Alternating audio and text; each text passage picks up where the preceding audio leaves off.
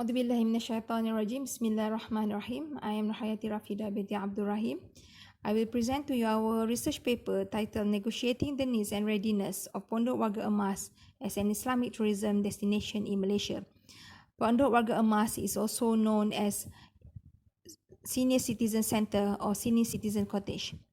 Malaysia is popularly known for its tourism destination, which include cultural and artistic performances, historical heritage buildings, sports tourism, and health tourism.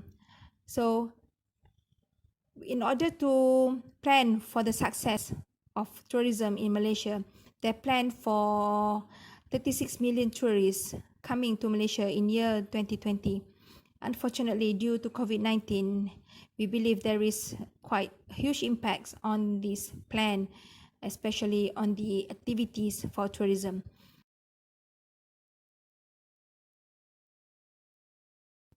Tourists usually travel to see what the destination has to offer them, what they can see, what they can do and experience. While attractions can be in many forms, the revenue of tourism should not be limited to sceneries, cultural and heritage. Pondok Warga Emas is the potential areas that the Islamic tourism should be looking into. There is a rising share of working age population and the elderly in 2018, which is 75 years old, which leads to the increase in demand of Pondok Warga Emas. This is aligned with the 11th Malaysia Plan to support active aging for senior citizens in Malaysia. Having had the phenomenon of Pondok Warga Emas in Malaysia, this study wishes to identify the needs and readiness of Pondok Warga Emas to be established in the landscape of Islamic tourism in Malaysia. A qualitative approach was employed in collecting the data using in-depth interviews with 4 travel agency companies and 4 from Pondok Warga Emas themselves. The data was then analyzed according to framing analysis, which categorized into the main themes and sub-themes. According to the framing analysis, the needs fall into 2 main frames, namely internal and external needs. The internal shows high frequencies towards the subframes of marketing, then followed by Sharia compliance, activities, education, relaxation, and environment, while external needs are highly concerned with the reputation and relationship between the travel agencies and Pondok Warga Emas themselves.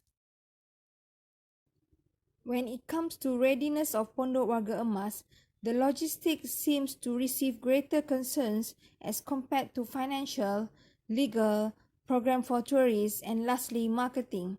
This can be explained through the existing conditions of Pondok Warga Emas, in which priority should be given to logistic preparation. In conclusion, there is a market for Pondok Warga Emas as an Islamic tourism destination in Malaysia.